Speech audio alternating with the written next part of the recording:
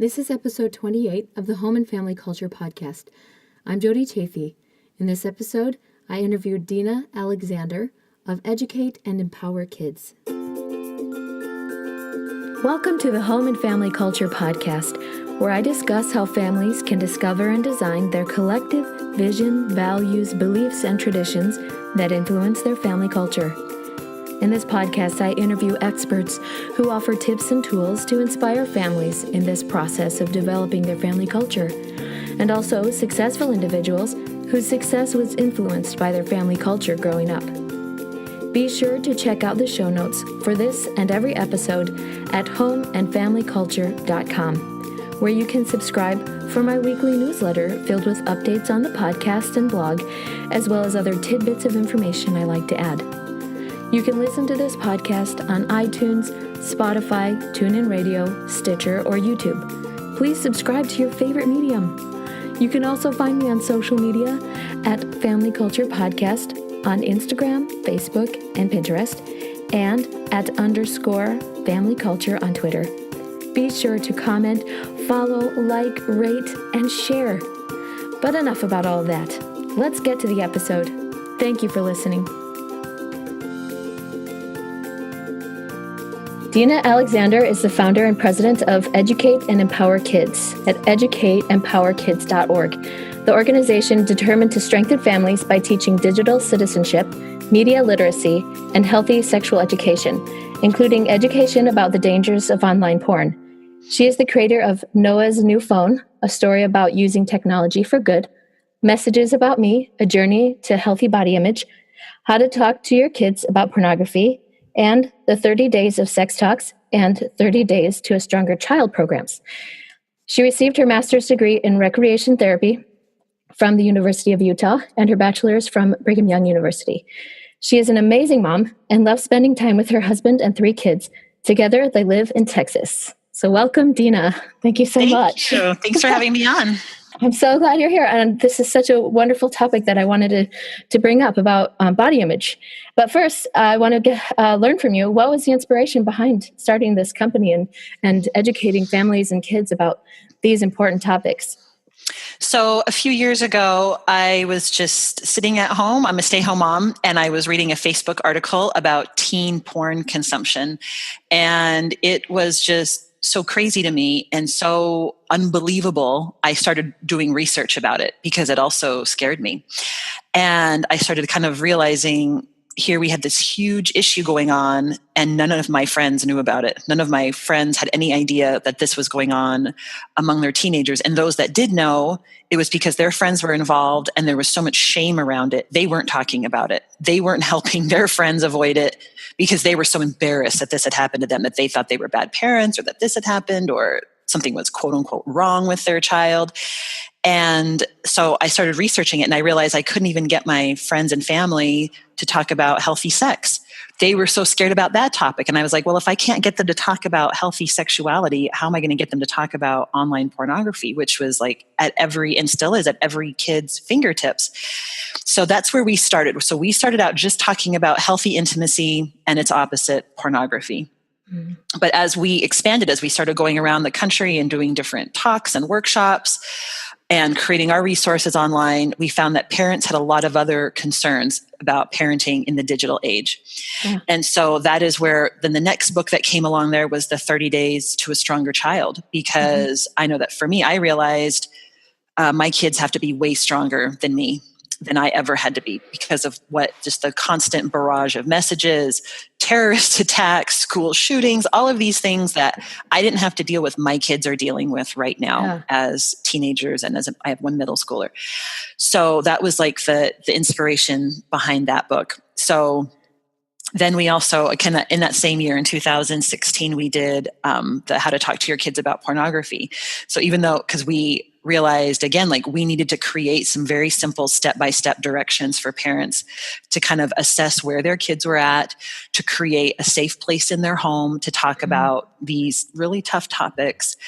And then also to just create some more openness within their homes to not just talk about those topics, but other tough topics, to talk about death, to talk about divorce, all of these other things that, our kids are dealing with on a constant basis. And then that kind of also led us to, well, we wanted to do some books for kids. So that's why in the last few months, we've released our first kid books, because there's just so many things to deal with, not just pornography and sexual issues, but everything dealing with phones, dealing with social media, helping our families create healthy boundaries there. So our organization has kind of morphed into this parenting in the digital age. And so a lot of what we talk about is screen time, is healthy relationships, healthy boundaries with technology, and also just within our families, and helping our kids create healthy relationships of their own, because that is becoming just a very difficult thing. Things that we took for granted as creating easy friendships, having a best friend, having people we could trust. This is becoming increasingly difficult for our kids. So that's where we have, we talk about a lot of topics. A lot of topics that we focus on are just inspired by what parents email to us, what they message us on social media, the questions they ask at our presentations. And right now, a lot of that has to do with social media, smartphones, and healthy body image. And so that is a lot of what we have been talking about. Awesome.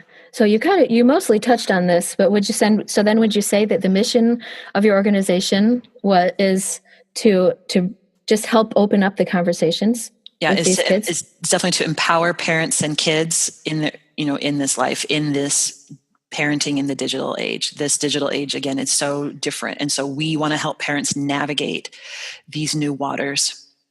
Tell us more about how that leads into how the digital age has affected and impacted this topic of body image. So that's a great question. So we're just constantly surprised and unfortunately saddened by what's the effects of the smartphone. So we have had a lot of great things happen with smartphones, amazing technology. And so I don't want it to be like a scare factor that these are just terrible devices. It's just that they have affected us so much. There's been a lot of recent media coverage that I have known, and a lot of other experts have known for several years, but the data is kind of finally coming out. The increased depression, the increased loneliness, the increased isolation that has been happening in the last few years with the rise of smartphones and social media. We're seeing how that is affecting our kids, and so that again has been a real huge focus for us, because we're seeing just so many things things that you and I had not had to deal with. So, parents, we don't know how to deal with it as easily, because we can't just go, oh, that's right, I remember feeling like that. Right. Or that's right, I remember, we don't have memories of not being invited to a party and then seeing the pictures all over social media. Right. We weren't invited to a party and then we didn't find out about it until maybe a week later. And then we were kind of like, oh, okay, well, it's over now, right? We weren't like faced with, say, the evidence of being quote unquote rejected. It was more fleeting, right? And so some of these things are, again, they're just this constant dig into our kids' self-worth and their self-confidence. And so we're seeing that they're making our kids seriously unhappy. And these things, again, even like the good things that we used to have, I really wanted to drive. Even though I did not have a car, I was not going to have access to a car. I really wanted to drive. That was part of becoming independent as a teenager, that I could take off on a Friday night if I wanted to. My daughter is 17 now. I basically had to, very strongly incentivize her to get her driver's license. Basically like, you are not going to have A unless you have a driver's license. You are not, because I did not want to drive her to school anymore. I was done with that. I have many friends, same thing, that their kids have no interest in that. And it blows all of our minds. Why would you not want to drive? It's part of being an older teenager. And that's something that I talk about all the time with my friends, because we don't get it, because that was so ingrained into us. But again, why do our kids need to leave the house when they have all of their friends right here in their little smartphone? Right. So why do they need to leave the house? So again, something very different. And again, all of this kind of is delaying adulthood, right? These milestones, getting a job as a teenager, getting use of the family car. These things are they're kind of meh for our kids. Meh, it's okay. I can take it or leave it. And so, like, I know that I've had to create certain things for my kids, or like let them know, when you go to college, we're not paying for everything. You have a huge responsibility coming. It's coming in a couple years, and you're going to need to be ready for that, and to kind of just get that ball rolling again. So very different things. Nobody had to tell me that. Right. When I was a kid, I wanted to earn money. I wanted to have my own money to go do this. But a lot of us as parents have unfortunately made the mistake of, I want to make certain things easier for our kids. And this is causing more headaches and handicapping our kids in ways that we never anticipated. So again, things that were common sense for our parents and our grandparents is not such common sense for us. So again, we need to kind of call attention and be looking at that big picture of what am I creating, even from a young child on. These are not just issues like, I can just deal with that when my kids are 14 or 15. It's like, no, there's certain things that we need to be instilling into our kids, the ideas of what real self-worth is, what real self-confidence is, because the world is sending very mixed messages to our kids that are not healthy, that, what true, think of everything that we learn on TV and social media. True happiness is having a certain body. True happiness is being with the cool kids and dressing like this. True happiness is having a certain amount of money and having a certain lifestyle. When those of us who are adults now, we can look back and be like, those things really didn't bring me happiness then. Having the perfect body doesn't really bring me happiness. Living in a certain house doesn't bring me happiness. But we had to learn those lessons, and they weren't as much of a challenge because they weren't being forced down our throat. We weren't being berated every day with these messages of, they have so many followers, and they have so many pictures of themselves, and they have so many comments and likes and views, and and the reaction of them looking like they're doing so many things with their lives, even if it's just virtual reality. It's not real. And again, it's hard to, again, when we have so much learning, so much is happening to these undeveloped brains, and then we have these expectations of them that they're just going to get it, that that's fake, that that's not real, that Kim Kardashian is not awesome, that there's really nothing special or interesting about this human being who has one of the highest followings on Instagram ever, right? That it's hard to make our kids understand that, again, in their undeveloped brains with their unmyelinated frontal lobes, to help them understand that there is, so much more to life. But it's hard for them to understand that when we give them these phones at such a young age. This is where, they're sponges and they're learning. And if that learning is taking place in social media, or in a majority of it is happening in media, they're going to get some very wrong messages, some very unhealthy messages. So these things are really shaping their reality without us really being able to recognize, because that reality is so individual to whoever is looking at the devices or looking at the media, and so that those devices and that social media is shaping that reality for that child, and their beliefs and what they understand about the world is basically what I understand what you're saying.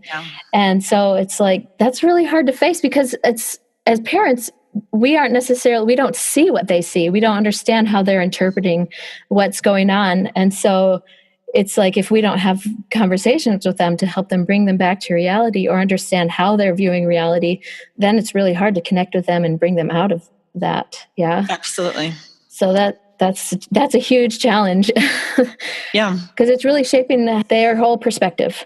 Yeah, absolutely. So, but I really feel like we can, I really feel like there are so many things we can do. And I, like I said, when I used to feel, much more fearful about it. But as I have taken time to research and really think about it and be really deliberate in the time I spend with my kids, and really deliberate in the things I say and teach them, and the media that I allow in my home, I have seen there's been many doors opened to me and my kids of a better way to, to talk about these things, of better ways to see the world, better opportunities to show them, what real happiness is, where real fulfillment can come from. That's an interesting point too, because, social media and these devices aren't inherently bad. They're not necessarily, there's definitely a lot of good that can come out of these things, as long as we can learn how to moderate, how to communicate and educate our children about what's going on. Absolutely. Basically. Yeah, it's huge, like, again, having that time with them and showing them, if you want, again, it's first, I think it's really important for us to look at that big picture of, what is the child that I want? What kind of an adult do I want them to be? And then be deliberate in those. And it's not something that I expect people to think about every day. Like, okay, I need to be thinking about the big picture every day. But I keep an alert in my phone to basically every quarter to kind of reevaluate what I'm doing with media in my home and, my screen time, my kids' screen time. That this to me is just as important as thinking about their nutrition, about the food I cook for them, or the places I allow them to go with their friends. It's important for us to have this time of kind of thinking about, well, what do I really want for them? Is this path really necessary? Are all these sports practices useful? Are all of these extra activities really going to shape them into the adult that I want? And it's the same thing with our media usage. And me too. Am I setting an example? Am I on my screen all the time? With my nonprofit, I feel like I'm doing an important work, but it is not more important than my children. So when my kids are home, there's sometimes that there are things that are not done, and it's very hard for me to pull away from that and just put my laptop away or put my phone away and say, okay, I need to be focused and be mom right now. And sometimes, we feel like our kids aren't sharing important things, or, okay, they're telling me this story and it doesn't matter. It's important to them. I want to show them that I am listening and that what they have to say is important, because I want them to be the same way with me. And so again, setting that example for them of, I'm putting my phone away, and also letting, look at the media that I am watching is portraying, women in a positive light, is portraying men in a positive light, that's showing moms and dads being intelligent human beings and not idiots. Again, I'm trying to shape my kids. I'm being very deliberate in my choices. And it's not something that I expect each of us to do all in one day. This is something that I have worked at practice for years and years to be deliberate. When they were little and I was exhausted, I was not very deliberate. I was like, okay, I'm going to put on Nickelodeon or Nick Jr. And I'm going to just try to mentally make it through these next few hours. Survival mode. I'm exhausted. Right. And again, that's where moms, when you're in that stage, that stage in life, give yourself a break. You're going to, it's one step at a time. It's one habit at a time. It's not like, okay, I have to do this all at once and create this perfect environment in my home with perfect food. There's some nights you're going to be exhausted and you're going to throw chicken nuggets at your kids or have a bowl of cereal for dinner. They won't remember it at all. They might even remember it as a great dinner, right? It doesn't matter. But it's about, again, that's why every few months, just kind of reevaluating our habits in our home of, okay, how are we using technology? Yeah. Am I setting an example? Am I commenting kind things and showing my kids? I mean, my kids are old enough that I will show them, look at this great story I found. This taught me something. That's a good use of technology. That's something I may not have ever seen if I did not have Facebook or Instagram. Yeah. I wouldn't have seen this amazing person who's giving their life to service, or this really useful information, letting my kids, tell me about how they're using technology at school, how they're learning, that there's so many different amazing apps. You talk to teachers, they are using great tools at school that we can be using at home too. So again, it's just kind of focusing on the positive uses of technology, but also hugely having boundaries. Yeah. Having rules and sticking to them. It's really hard because again, we're tired, they're tired, and these phones have become such a coping mechanism, right? Oh, I'm bored, I'm tired, I'm going to look at a phone, or I'm going to play a game, or I'm going to just scroll through this social media feed.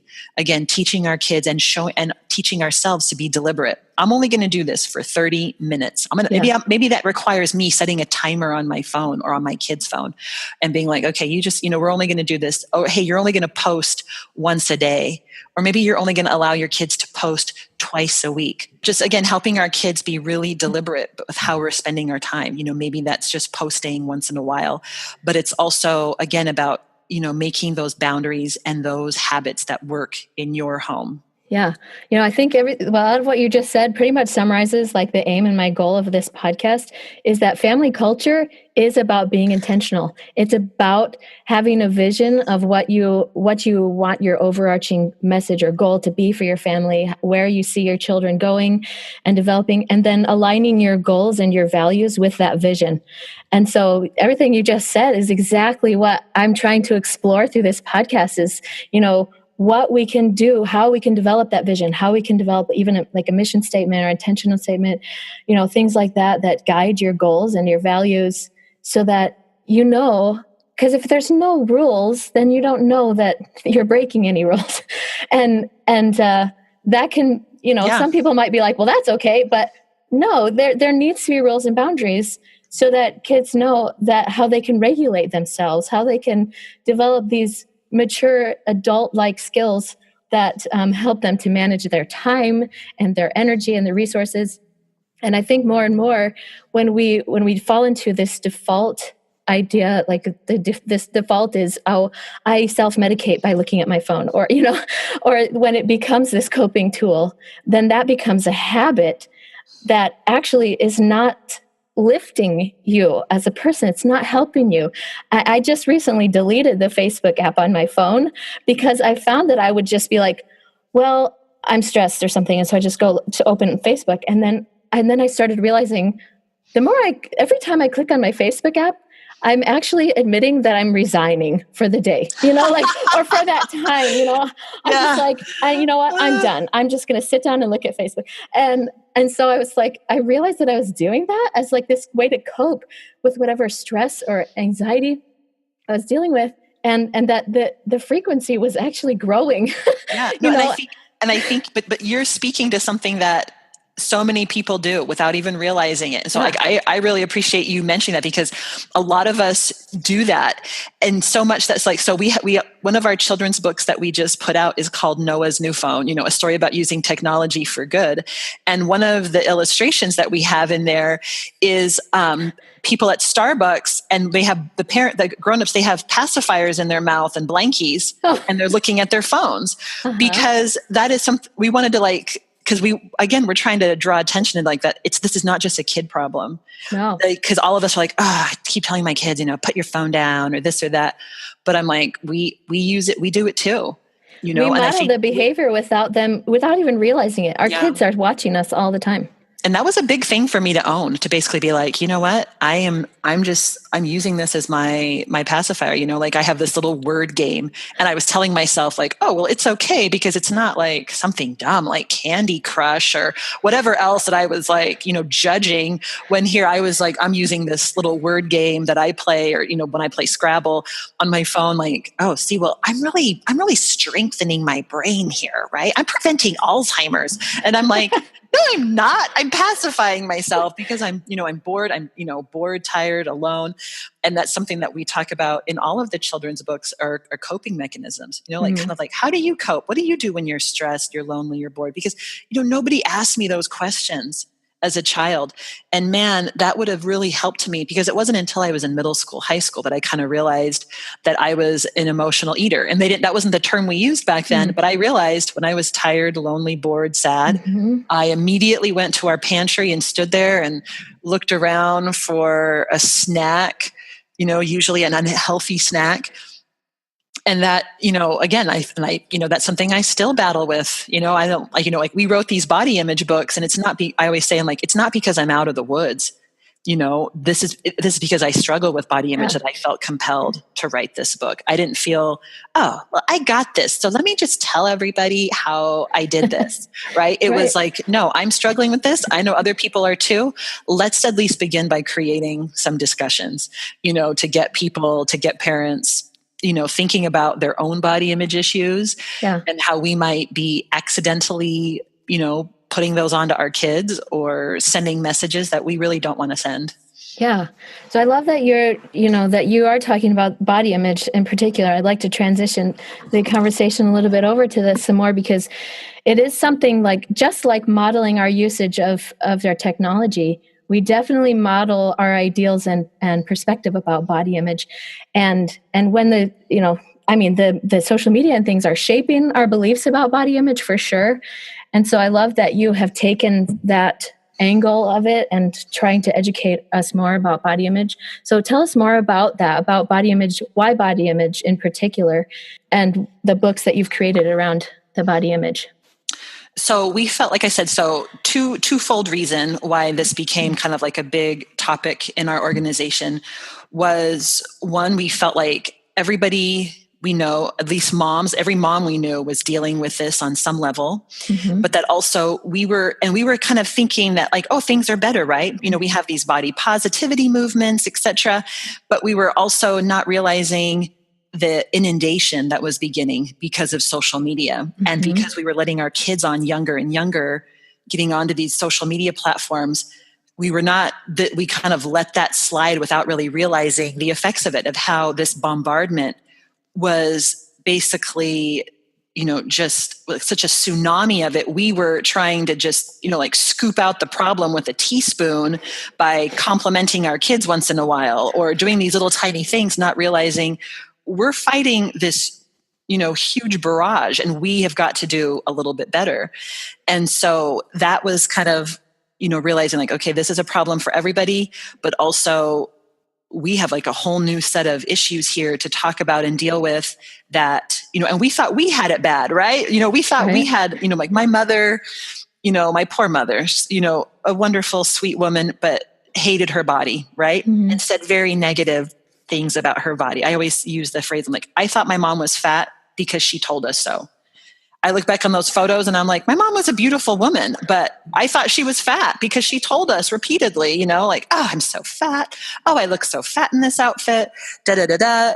And so that was all I had to deal with. I didn't have to deal with social media. I didn't have to deal with my friends posting all their little bikini shots and, oh, look at us at the beach, and, oh, we're just so this and that. Or so, Photoshop.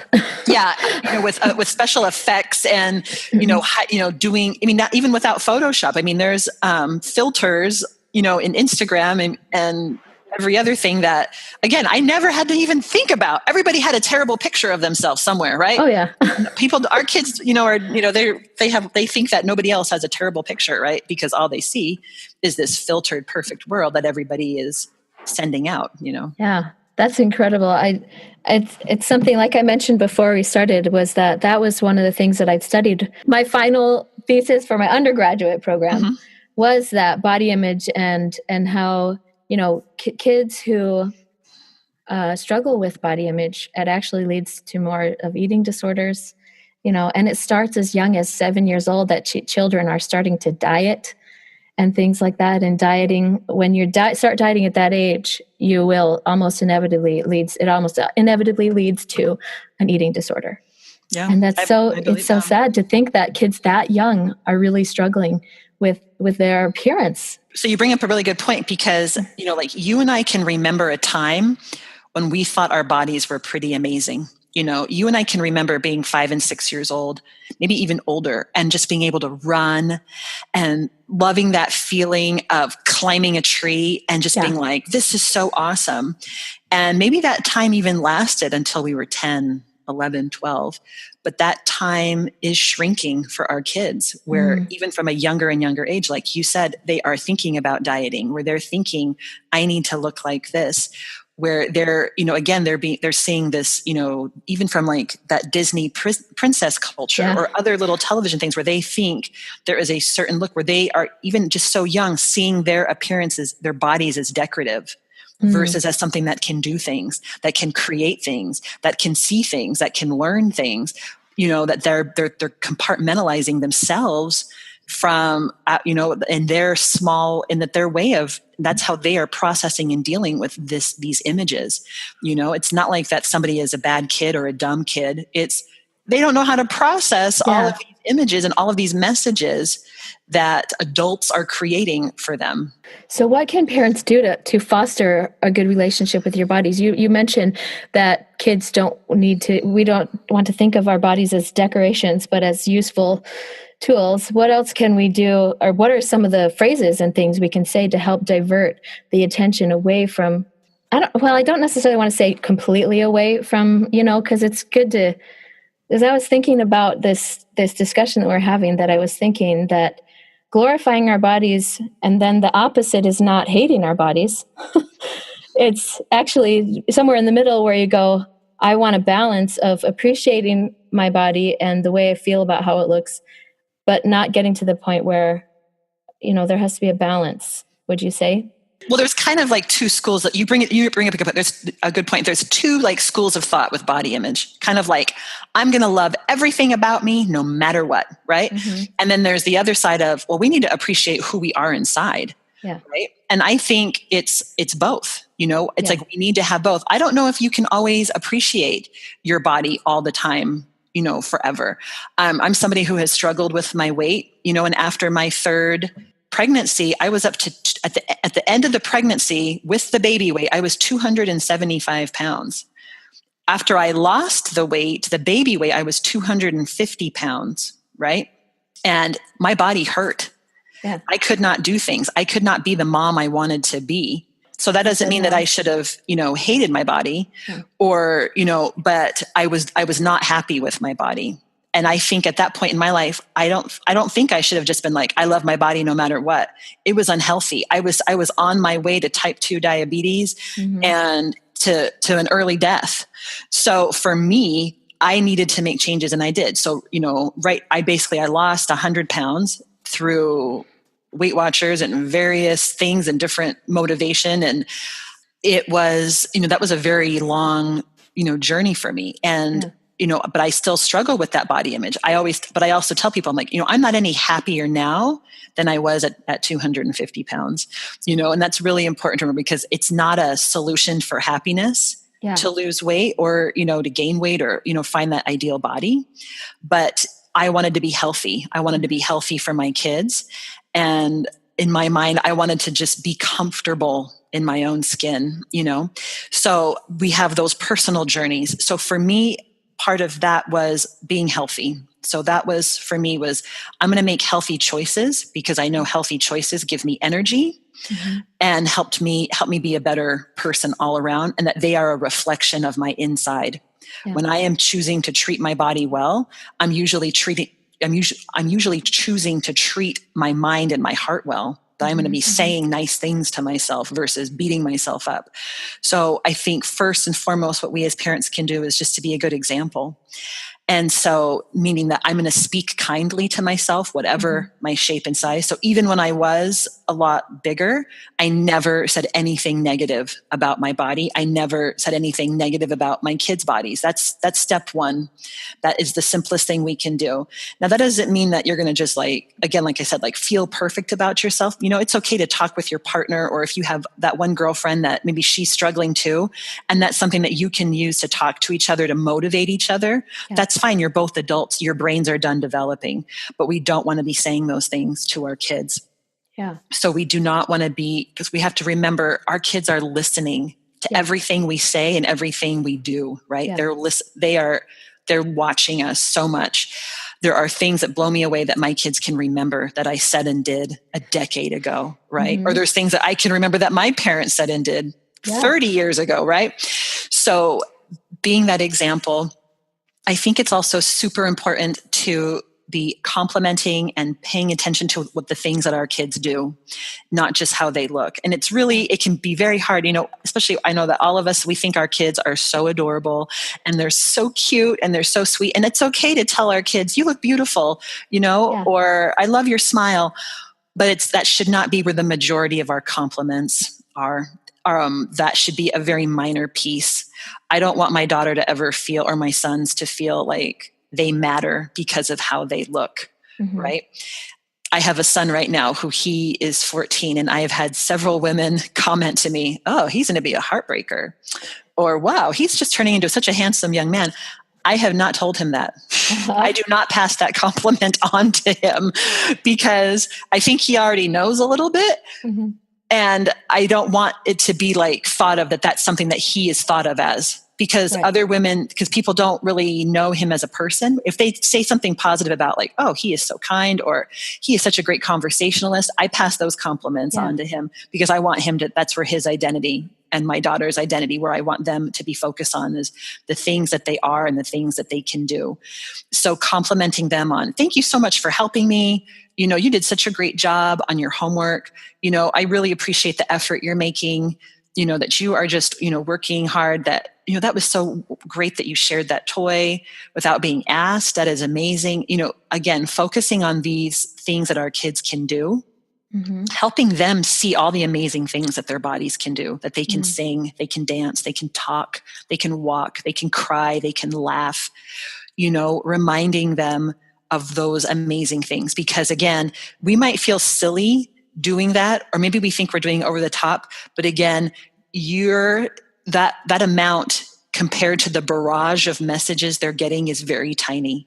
Yeah. So that's where, again, I think it's fine to be focusing on these things, maybe even once a month, where we take time to focus on the amazing things our bodies can do. Because again, think of that barrage. So this is part of, loving our kids, that there's no way for us to love our kids too much. Now, we can definitely be too indulgent, right? Yeah. And give them everything they want. That's not part of this, because we have to give them opportunities to prove their self-worth to themselves. So that doesn't mean it's just, I'm going to constantly compliment. It also means I need to give them opportunities to succeed. I'm going to give them opportunities to do chores around the house and to feel that accomplishment of I can do things. I can fill a dishwasher. I talk to a lot of moms, and they have kids similar ages as mine, high school and middle schoolers. And when I say to them, I don't know how to work the dishwasher in my home, they look at me in utter surprise. But I'm like, why should I fill the dishwasher? I have kids who can do that. My kids know how to do everything to run a house, my sons and my daughter. My kids are 17, 14, and 11. They should know how to do everything I can do in this house, right? They should know how to mow a lawn. And there is a sense of accomplishment there. And I'm not saying that all of our self-worth is accomplishment oriented, but a lot of it is. They need to know the satisfaction of completing a homework assignment on their own many, many times. They need to know how to complete a project, a report. And you'll probably, as most parents know, that if they have high schoolers, they know that they have to do a lot of videos, right? They have to create videos. They should know how to do that and feel good about having accomplished these things, So it's, again, it's helping them, giving them opportunities to succeed, whether that's with sports, with art, with music. So giving those chances for our kids. And also, again, I like to focus a lot of my compliments on what they can do and just who they are as people. And the process oriented, a growth mindset is focusing on the process, not necessarily the results at the end. Effort, absolutely. Yeah, it's the effort and things like that. I had a couple of thoughts. I did an interview a few weeks ago with Marilee Boyack, and that was the whole conversation, was helping our kids grow up to have adult responsibilities. And I'm glad you're bringing that up, because I didn't make that connection between, that episode was like how to help them to be self-reliant. But then there's this side benefit that it helps them to have that self-efficacy and the confidence that they can accomplish things. I love that. That's awesome. Yeah, absolutely. And then another thought that I had was, so when we want to encourage these healthy habits around our bodies, when I go to exercise, I want to eat well, I want to exercise. I don't say to my kids, well, because I want to lose weight necessarily. I say things like, well, I want to create good habits so that I can be healthy, so I can live longer, so that I can be, eat nutritious food so that I don't get sick. And so that, I try to focus my health efforts around what the health benefits are, not necessarily weight as an issue. It's not just about whether you're thin or fat. It's about wanting to just be healthy. That's why we adopt these good habits to exercise regularly and eat nutrient-dense foods and things like that. And so it's absolutely focusing around the health aspect of things. Yeah, absolutely. That's super important. What can we do as parents to foster good relationships with food and exercise? I kind of touched on that, but what do you think? You covered some of that. And again, I think it's important to not be labeling food as good or bad. Yeah. Not putting like a moral piece to it. It's just food, right? I've always been really good at, not teaching my kids to not, like they don't have to finish their food, or like their dessert. I will say you need to finish your vegetables. That's basically the only thing I'm like, no, you need to eat these vegetables because I don't know. We do not get enough vegetables. I try every day and I never feel like I'm giving my kids enough fruits and vegetables. Even if they have it at every meal, I'm like, it's still not quite, I still don't feel like it's enough. So that's the only thing I focus on. I try to help them, like giving them a leg up by, like we'll talk about portions, and we talk, again, just basic nutrition and information I think is helpful. Yeah. Reminding them, of that we want to eat to satisfaction, but to not eat till we're full. That was not taught to me. I was taught to, finish the food on my plate, that kind of a thing. And that's just not helpful. We talk about exercise a lot. I'm lucky that me and my husband both like to exercise, and that even though I'm tired in the evenings, I usually do my exercise in the morning. My husband is like, he will walk with the kids. He'll do yoga with the kids. But I think also just helping our kids explore all these different options out there, giving them the opportunity to join sports teams. I'm not a big fan of like really competitive stuff. My daughter did like competitive soccer. My son, who's still in soccer, I have tried to put off competitive, those traveling teams for as long as possible. And I know he wants to do it, but for me also, I'm like, I want my child to stay in rec ball as long as possible, just because the focus there, at least where I live, is just on having fun. They go and they they practice twice a week and they play a game once a week. That's it. That to me is plenty for a sport, because I don't want it to take away from our family time, but I also want to build the habit of exercise. Because in my mind, so when I've had my goal setting in my mind every quarter, I just want my kids to be building habits, whether they learn to love running, whether they learn to love volleyball, or learn to love soccer, whatever it is, I want them to be developing that habit. I don't want it to be like when I went to college, I had to make this massive shift into exercising on my own, right? I had played volleyball and I had been on the track team throwing shot put and discus as a teenager. I was not a runner, but I took a jogging class at college. And that, because I knew it would force me to build a habit of running. And it did. It helped me start that on, of going to the gym and figuring out how to use the equipment, etc. And I want my kids to learn those things, that they can, because that to me is the whole point of sports teams for me personally. It's not. So again, helping your kids I want them to build that habit, but to keep it fun. And each of them are going to have different things that they do. So how would you give that kind of advice to kids who become interested in aesthetic sports, like dance and cheerleading and gymnastics? How can we safeguard them from this body image message that they get? That is a great question, because that is a really tough one. And but I think it's important to seek out those dance programs and those programs that are not so body focused, because we lived in Albuquerque for a while, and we had friends that they were big into the dance scene, and they had to look very specifically at several programs. They had to even drive further to one where the clothing was modest and the dancing wasn't so sexual. And these were 6 to 12-year-old girls, unfortunately. Wow. But that is the dance scene. Anyone who's been to a dance competition knows that is the scene where you're going to have 5-year-olds dressed, sometimes not. There's always going to be that one team where you're like, really? You put your kids in those clothes? What, you don't think there's a predator out here in the audience? Please. Or a potential predator. Yeah. So developing. So to me, I'm like, you have to take the time. That's about being deliberate. I used to think it was just enough. Oh yeah, I'm going to throw my kid in the closest, least expensive dance or a gymnastics class, right? But that's also what I could afford. But I also always just made sure I was always there. I was watching what was going on, and so that I could kind of get a read on what the teachers were teaching my kids.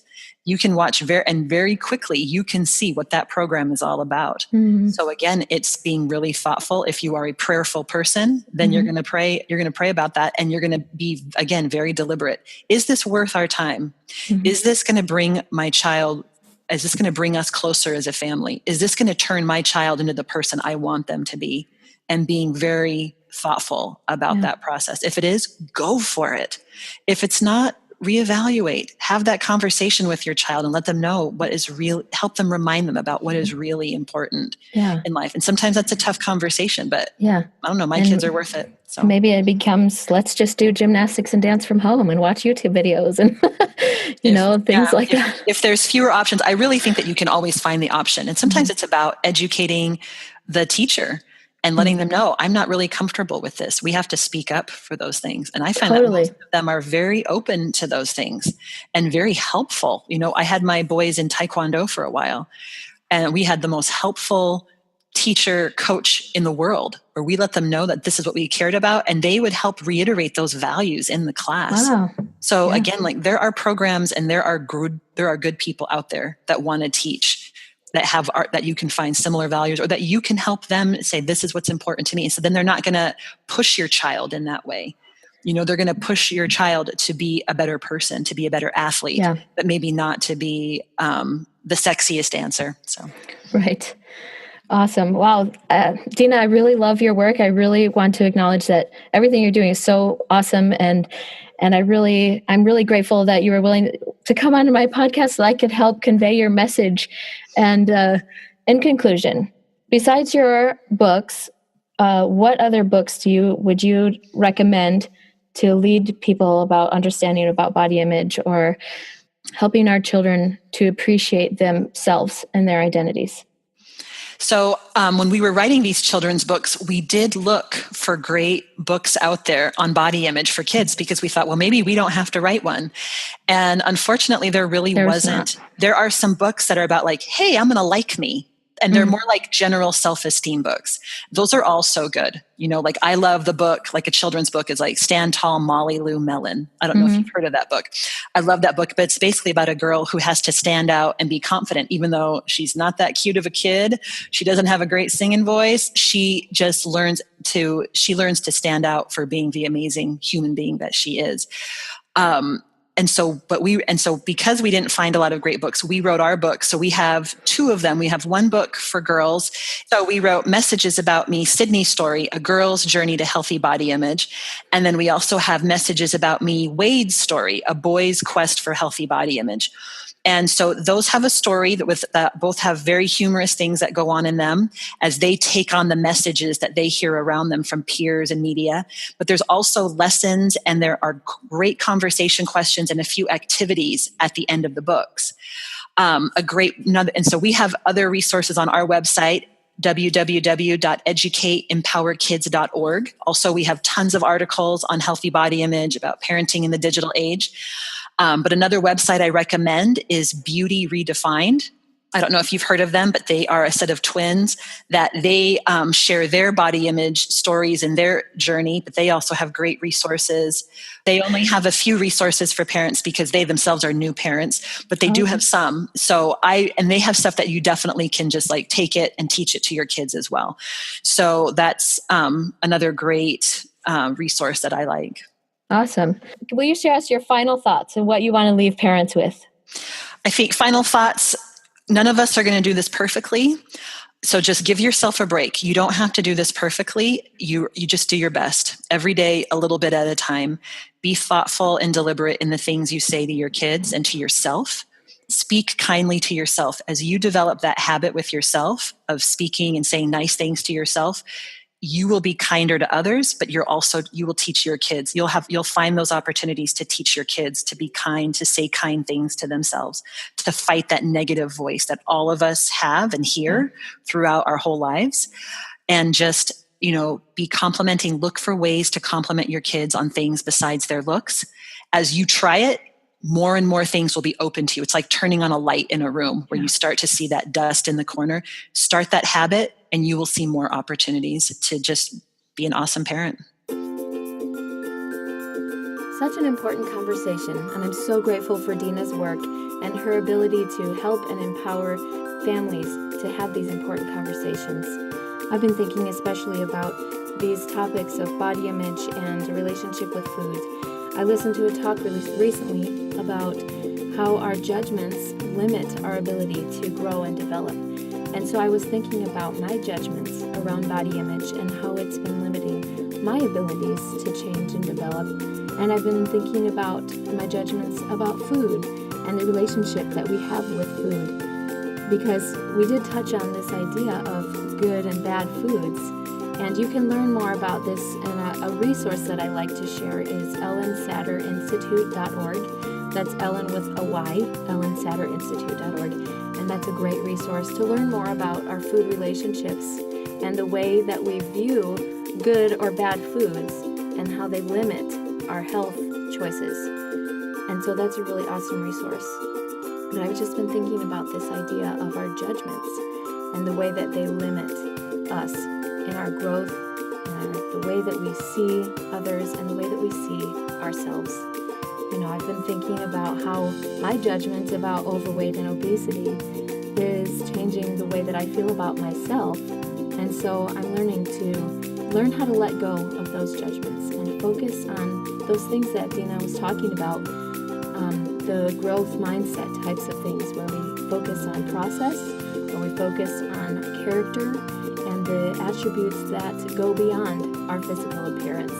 That's so important to develop that mentality in our family culture. You can check out my show notes for this episode at homeandfamilyculture.com, and you can go check out Dina's website at educateempowerkids.org. I will be hosting a giveaway of one of Dina's books on my Instagram account, and will also show up on my Facebook account. Both are the handle at Family Culture Podcast. And so you can go and follow me and Dina and tag a friend to be entered into that drawing. Thank you again for listening. Please like and share and comment and rate wherever you can. Thank you for listening.